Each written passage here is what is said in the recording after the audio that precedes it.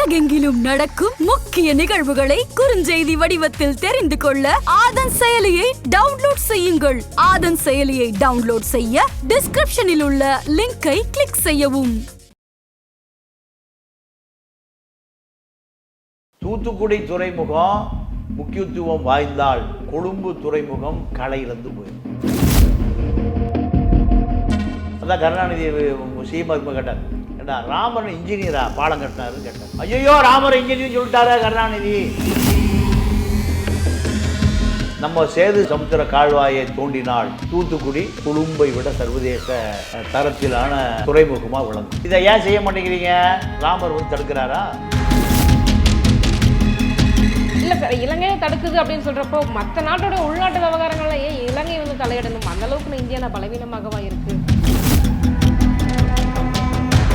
காங்கிரஸ் அரசு டிஆர் பாலு கப்பல் துறை மந்திரியாக இருக்கும்போது 2000 கோடி ரூபா கடலில் குட்டியாச்சே.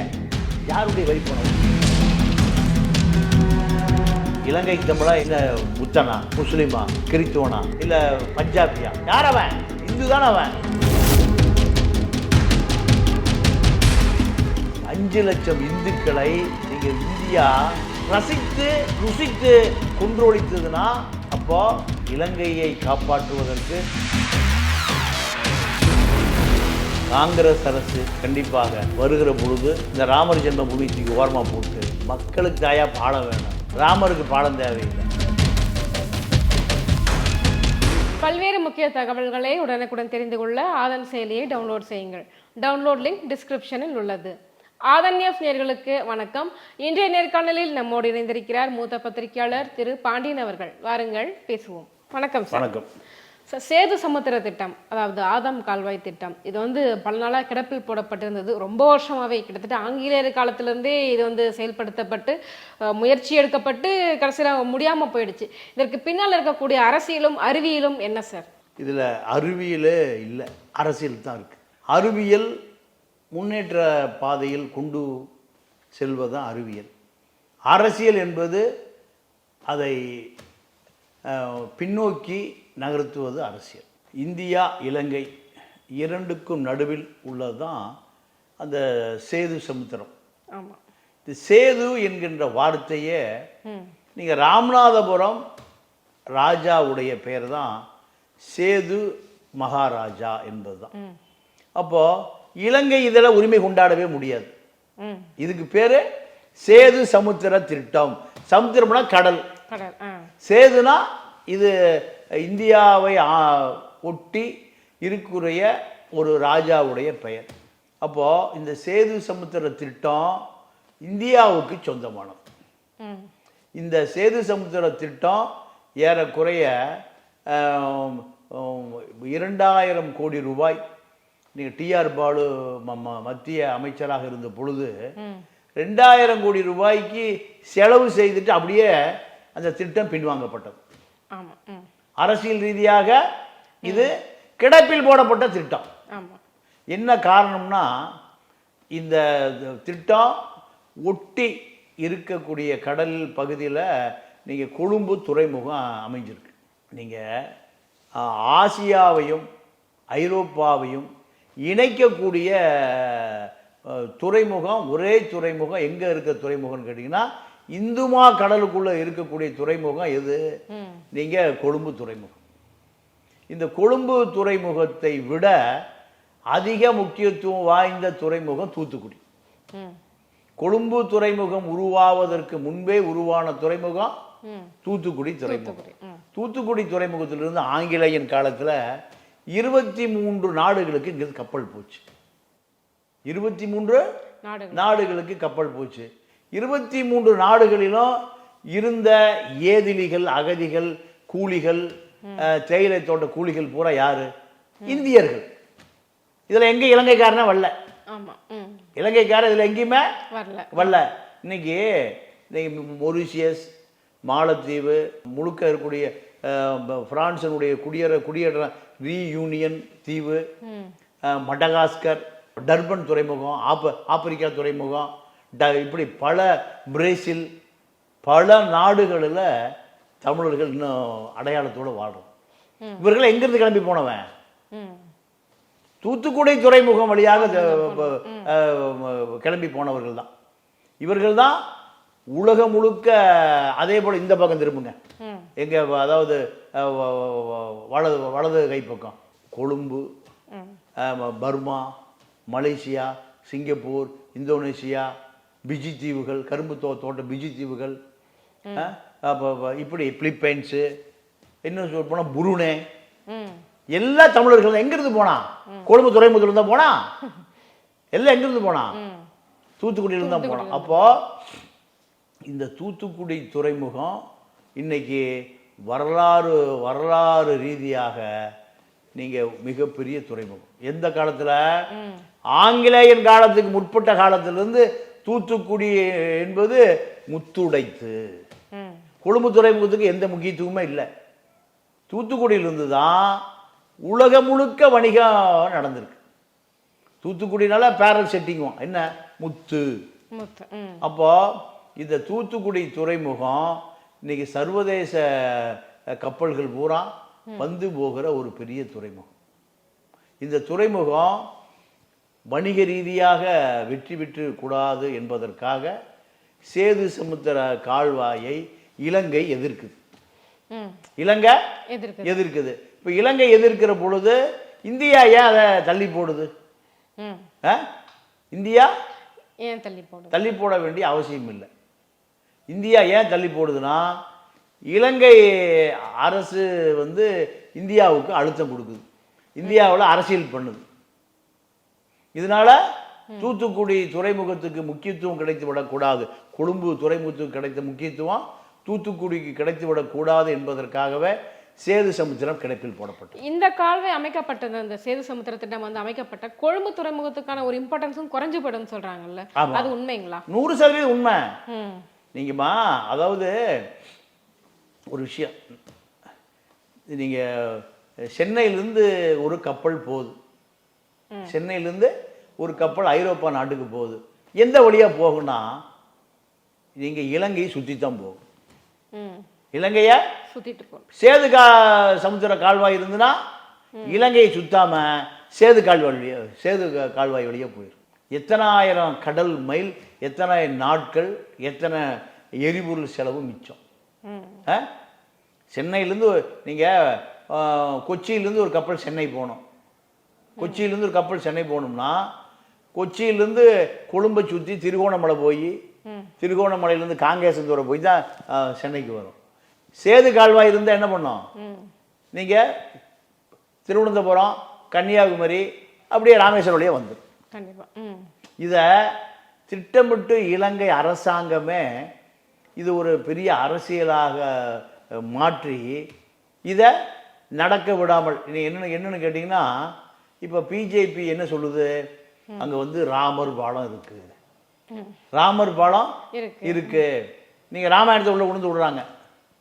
அதான் கருணாநிதி சீமா கேட்டார், ஏண்டா ராமர் இன்ஜினியரா பாலம் கட்டினாருன்னு கேட்டார். ஐயோ, ராமர் இன்ஜினியர் சொல்லிட்டாரா கருணாநிதி, நாத்திகன், கடவுள் மறுப்பாளர் நாத்திகன், ராமரன் இன்ஜினியரா? அது என்ன வரலாறுன்னு கேட்டிங்கன்னா, ராமாயணத்தில் ராவணன் சீதையை தூக்கிட்டு போயிட்டான். ராமர் இங்கே படைப்பட்டாளத்தோட இலங்கைக்கு போகிறார். இலங்கைக்கு போகும்போது வானரங்கள் எல்லாம் கள்ள தூக்கி போட்டுதுன்னு, அதாவது நேரு எழுதுகிற டிஸ்கவரி ஆஃப் இந்தியா புத்தகத்தில் எழுதுகிறார். தமிழர்களை பூரா என்ன சொல்கிறாரு, வானரங்கள் சொல்கிறார். என்ன, எல்லாம் வாழ் முளைச்ச குரங்குங்கிறார். அதில் நீங்கள் குரங்கு எப்படி மனுஷனுக்கு உதவும், கல் தூக்கி போடுமா? தென்னிந்தியாவில் இருக்கக்கூடிய தமிழர்கள் தான் ராமருக்கு உதவி இருக்கான். வரலாறு உண்மையாகவே இருந்தா அதுதான் உண்மை. என்ன உண்மை? நீங்க ராமர் இலங்கைக்கு போறாரு, நீங்க நான் வந்து ராமநாதபுரத்துக்காரன். நீங்க ஈசிஆர்ல ஒரு கோயில் இருக்கு, உப்பூர்ல வெயில் காத்த ராமர் கோயில்னு ஒரு கோயில்னு இருக்குமே. நீங்க ஈசிஆர்ல போனீங்கன்னா உப்பூர்ல பஸ் நிற்கும். உப்பூர், ஆமா, அங்க பாத்தீங்கன்னா பெரிய ராமர் கோயில் இருக்கு. ராமர் படைப்பட்டாளத்தோட கிளம்பி மனைவி மீட்க போறாரு, எங்க இலங்கைக்கு போறாரு. போகும்போது அங்க தங்குறாரு. அவர் எப்பவுமே நீங்க காலையில் புறப்படும் போத சாமி கும்பிட்டு தான் கிளம்புவார். சாமியை கும்பிட்டு தான் கிளம்புவார். அப்போ என்ன பண்ணுறாரு, அங்கே சாமி இல்லை. அப்போ என்ன பண்ணுறாரு, ஒரு கல்லுக்கு திருநூறு பூசி அதை கடவுளாக கும்பிட்டு கிளம்புறாரு. அது இப்போ அந்த கோயிலுக்கு என்ன பேர், வெயில் காத்த ராமர் கோயில். இன்னும் இருக்கு, அந்த பெரிய கோயிலாக இருக்கு. அப்போ ராமாயணம் என்பது ஒரு காவியம். சரி, அந்த ராமாயணத்தில் ராமர் ராமேஸ்வரம் வழியாக போறார், எங்க தனுஷ்கோடி வழியாக இலங்கைக்கு போறார். இதற்காக ஆடம் பாலம் சொல்றாங்க, அது ஆதம்ஸ் பாலம். அதுல நிறைய கல் திட்டு மண் திட்டு எல்லாம் இருக்கு. இது ராமர் பயன்படுத்திய பாதை. இதை அழிக்கக்கூடாது, இதை தூர்வாரக்கூடாது, கப்பலை விட்டு அதை சுத்தப்படுத்தக்கூடாது. அடையாளம் போயிடும். நீங்க சேட்டலைட் வந்து படம் எடுக்கிறான், சேட்டலைட் படம் எடுத்தா அது அதில் அப்படியே மண்ணு குட்டு இருக்கு, கல் குட்டு இருக்கு, எல்லாம் இருக்கு. அப்போ இதை வந்து உடைச்சிட்டு ராமர் போட்ட பாலத்தை உடைச்சிட்டு அதில் சேது கால்வாய் விடக்கூடாது. அதில் நிறைய இந்த அறிவியல் பூர்வமாக பார்த்தோம் அப்படின்னா அந்த பகுதி வந்துட்டு பார்த்தீங்கன்னா தூர்வாரினா கூட நிறைய மண் திட்டுகள் திரும்ப திரும்ப வந்து சேர்ந்துடும். ஏன்னா அங்கே இருக்கிற நீரோட்டம் அந்த மாதிரியானது. ஒருவேளை அங்கே வந்து கால்வாய் அமைச்சாலுமே கூட பராமரிப்பு பணிகளும் சரி, அதுக்கான செலவுகளும் சரி அதிகமாகும் அப்படின்ற மாதிரி சொல்கிறாங்க. உண்மையிலே அது ராமர் பாலம் இல்லை அப்படின்னு சொன்னால் கூட பராமரிப்பு செலவாகட்டும், அதில் பண்ணினா கூட மணல் திட்டுகள் சேரும் அப்படின்னும் போது அந்த திட்டமானது இன்னும் செலவினங்களை தான் சரி இழுத்து விடும். இல்லைம்மா, அதை விட வருமானம் அதிகமாக இருக்குது. நீங்கள் பனாமா கால்வாய் இருக்குது, சூயஸ் கால்வாய், 2 கால்வாய் இருக்குது. உலகத்தில் மனிதனுடைய விஞ்ஞானத்துக்கு சவால் விட்ட 2 கால்வாய்.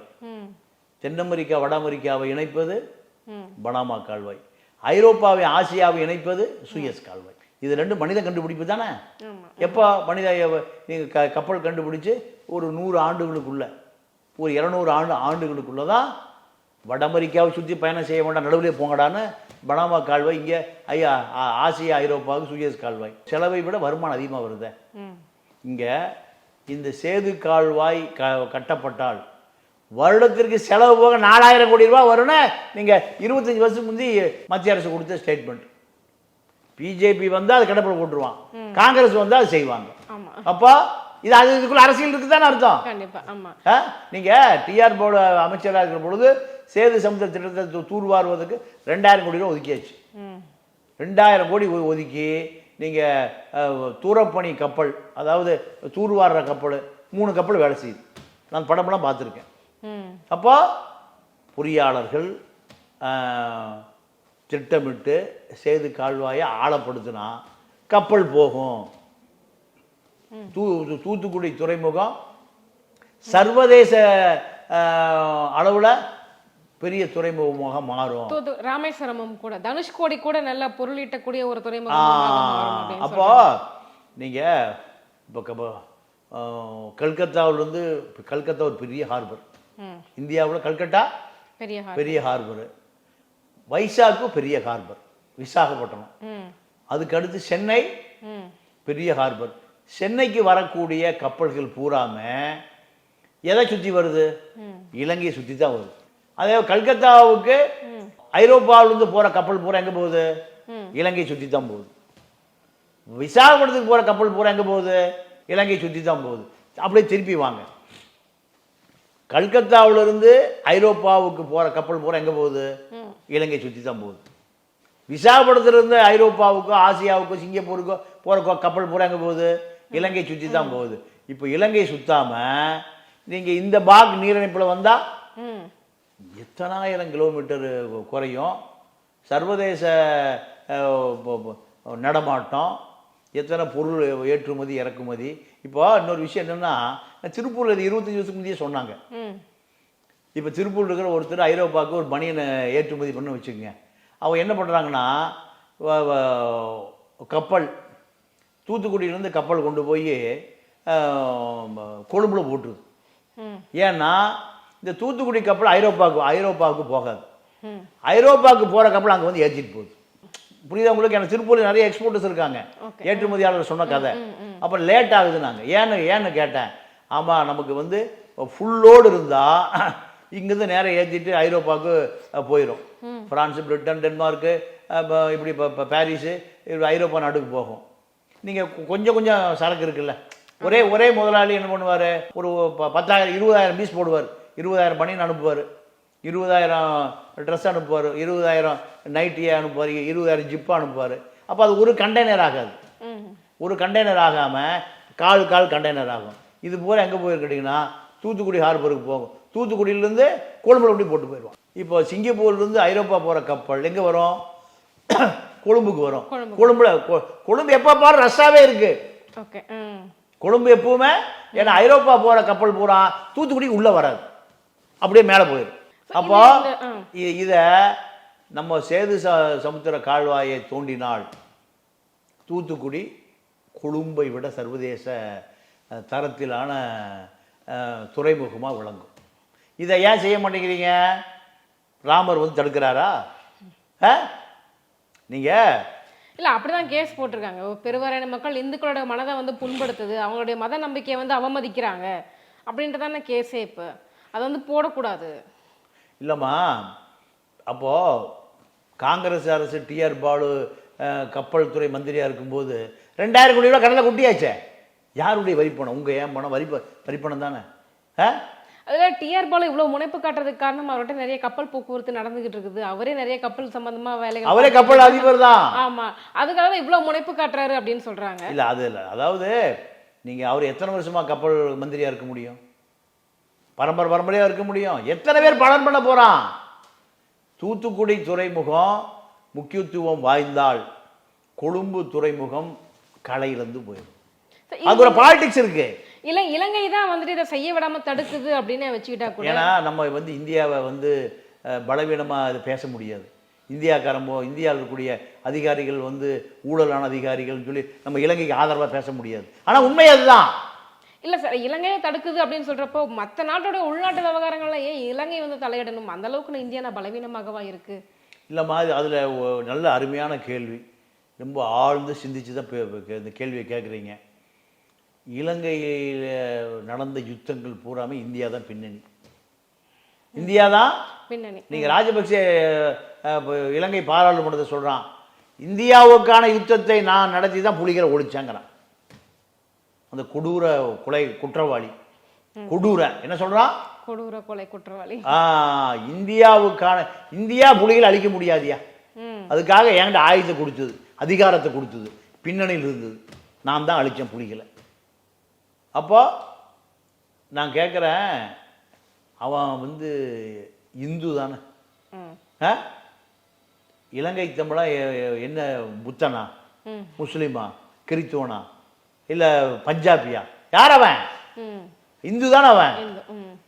5 லட்சம் இந்துக்களை நீங்கள் இந்தியா ரசித்து ருசித்து கொன்றொழித்ததுன்னா, அப்போ இதில் இலங்கையை காப்பாற்றுவதற்கு இந்திய அரசியல்வாதிகளும் அதிகாரிகளும் கூட்டு சேர்ந்து 5 லட்சம் தமிழர்களை கொன்றொழித்தத இவன் தான் பொறுப்பேற்கணும். அப்போ சேது சமுத்திர திட்டம் நிறைவேற்றினால் எல்லா கப்பலும் தூத்துக்குடிக்கு வந்துடும், கொழும்பு துறைமுகத்துக்கு போகாது. இந்த சென்னை டு தூத்துக்குடி ஒரு சர்வதேச பாதையா மாறிடும். சூயஸ் கால்வாயை போல மாறிடும், பனாமா கால்வாயை போல மாறிடும்.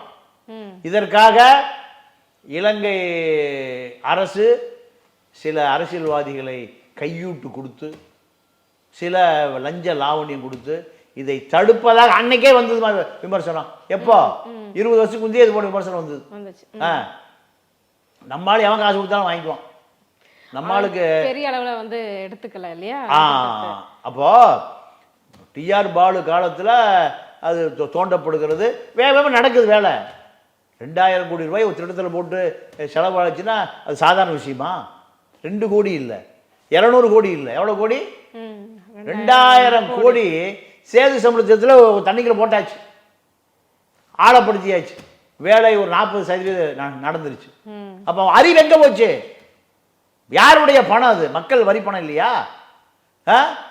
ஒரு கட்சி செய்யறது, ஒரு கட்சி வேண்டாங்கிறது, பிஜேபி வேண்டாங்கிறது, காங்கிரஸ் செய்யறது. அப்போ 2 பெரும் குற்றவாளிகள் தான், காங்கிரஸ் பிஜேபி தான் குற்றவாளி.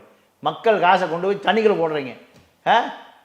2000 தேசங்கள் வந்து அக்கறை கொண்டவர்கள் பாஜகவினர் அப்படின்னு தான் சொல்லுவாங்க. தேசம் தான் முக்கியம், அவங்களுடைய நாட்டினுடைய வளர்ச்சி தான் முக்கியம் அப்படின்னு சொல்றவங்க ஏன் இந்த திட்டத்துக்கு பின்னாடி இருக்கிற இவ்வளவு நல்ல விஷயங்களை மறந்துட்டு ஏன் இதை இவ்வளவு தூரம் எதிர்க்கணும் சார்? உண்மையிலே மதம் தான் காரணமா? இல்லை, மதம் தான் காரணம், வேற ஒண்ணுமே இல்லை. இவர்களுக்கு என்ன நோக்கம்னா ராமர் அடையாளம் இதை வச்சு அரசியல் பண்ணணும், இதை வச்சு வாக்கு வாங்கணும். நீங்க இப்போ பாபர் மசூதி என்ன பண்ணுச்சு? பழைய கட்டடம், அதை இடிப்பதற்கு எத்தனை வருஷம் அரசியல்?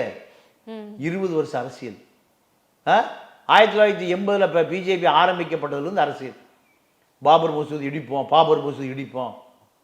நீங்கள் எத்தனை முறை காஷ்மீர் டு கன்னியாகுமரி முரளி மனோகர் ஜோஷியோட பாத யாத்திரை, அத்வானி பாத யாத்திரை, வாஜ்பாய் பாத யாத்திரை, ஏயா அதை இடிக்கிறக்கா?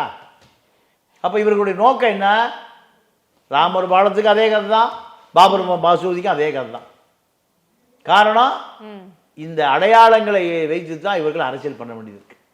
தேச விரோதிகள் இவர்கள், தேச நலன் காப்பவர்கள் அல்ல. உண்மையாகவே தேசப்பட்டு உள்ளவர்கள்னா அங்க என்ன எது நடந்திருக்கணும்? சேது சமுத்திர கால்வாயில பல கப்பல் போயிருக்கணும், அந்த கரையோரங்கள் பூரா செல்வ செழிப்பா இருந்திருக்கும். கண்டிப்பா. அதான் நிறைய பவளப்பாறைகளும் இருக்கு. சுற்றுச்சூழல் ஆர்வலர்கள் என்ன சொல்றாங்கன்னா அங்க நிறைய பவளப்பாறைகள் இருக்கு. ஒருவேளை அந்த திட்டம் வந்து தூர்வாரப்பட்டு அங்க வந்து திட்டம் கொண்டு வரப்பட்டுச்சு அப்படின்னா சுற்றுச்சூழலுக்கும் இது ஒரு வகையில வந்து மாசு ஏற்படுத்தும், இதையும் கொஞ்சம் கண்காணிக்கணும் அப்படின்னு சொல்றாங்க. இதையும் கொஞ்சம் கருத்தில் எடுத்துக்கலாம்ல? இல்ல, கண்டிப்பா. அதாவது மீனவர் வாழ்வாதாரம் போய் கப்பல் போகும்போது மீனவர் மீன் பிடிக்க முடியாது.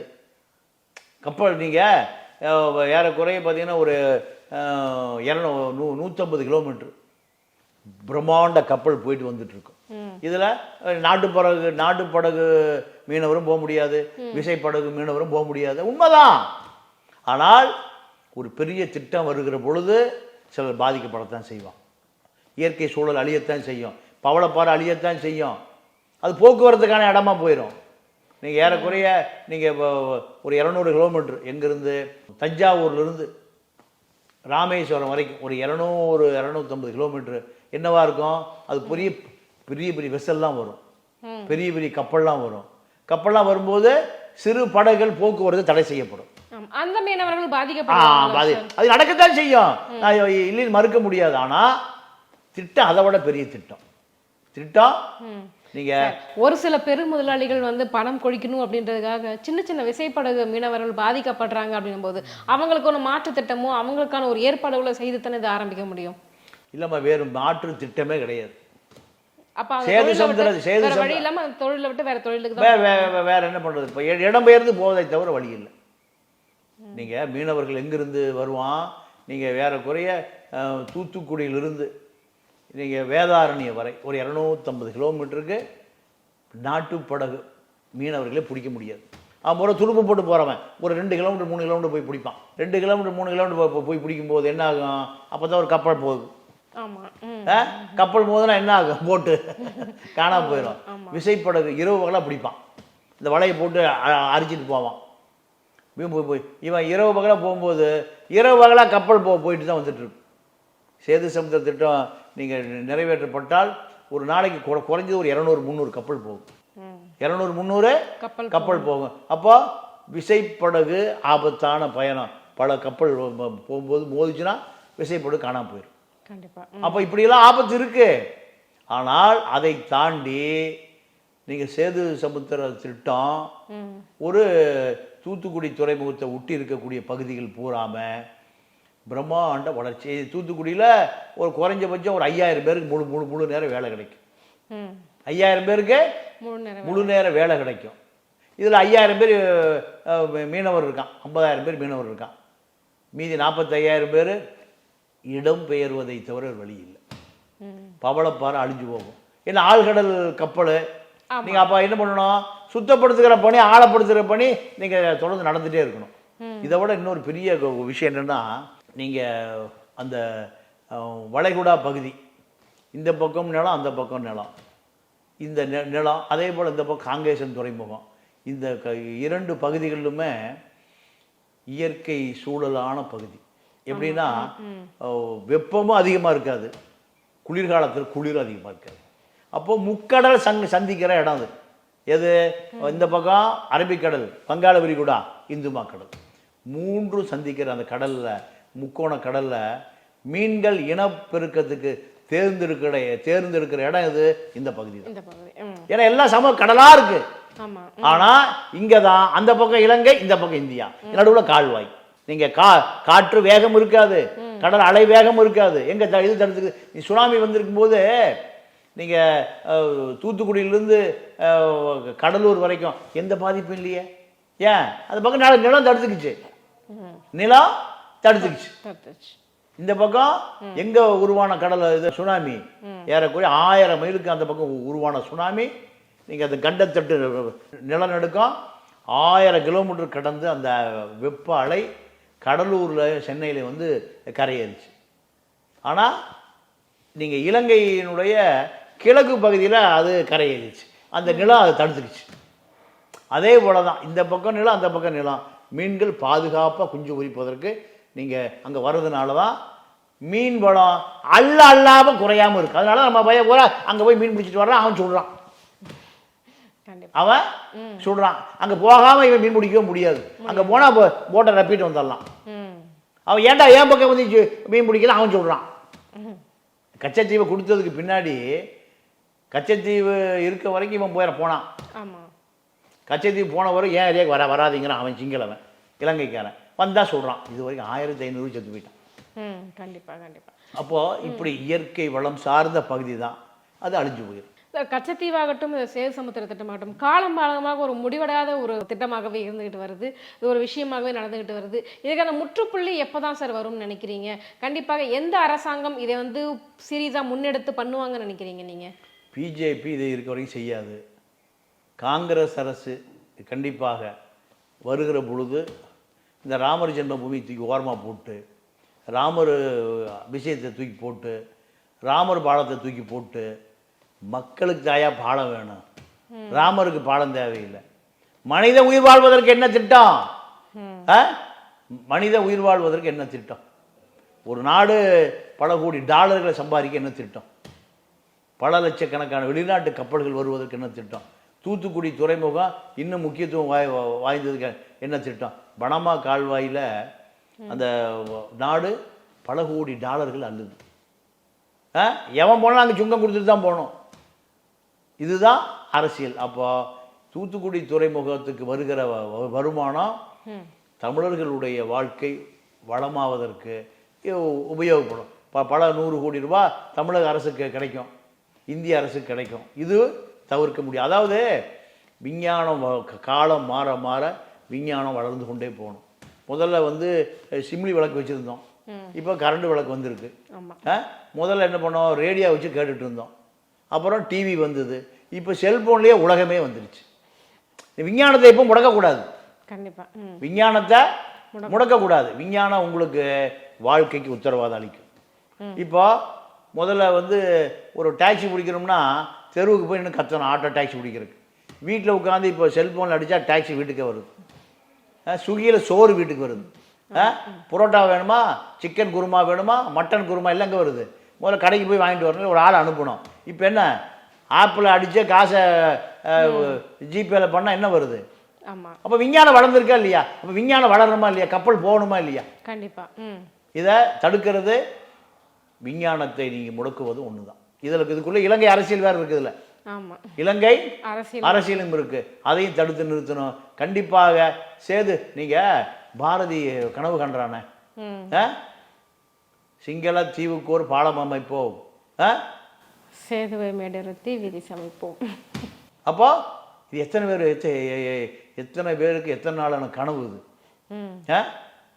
தமிழன் கால்வாய்னு வைக்கணும் ஆதித்தனார் சொல்றாரு. யோ அது சேது தமிழன் கால்வாயா? தமிழன் இதில் தான் கப்பல் படையே நடத்தியிருக்கான். இப்படிலாம் வரலாறு இருக்கா இல்லையா? அதனால் விஞ்ஞானத்தை முடக்குவதும் நீங்கள் அது மிகப்பெரிய தவறு.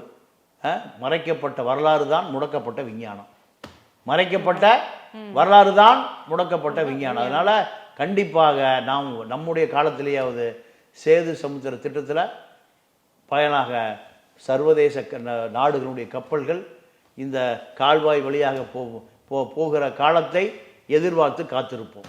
கண்டிப்பாக சார். எங்கள் கேள்விகளுக்கு ரொம்ப சிறப்பாக பதில் சொன்னீங்க சார். நன்றி, வணக்கம்.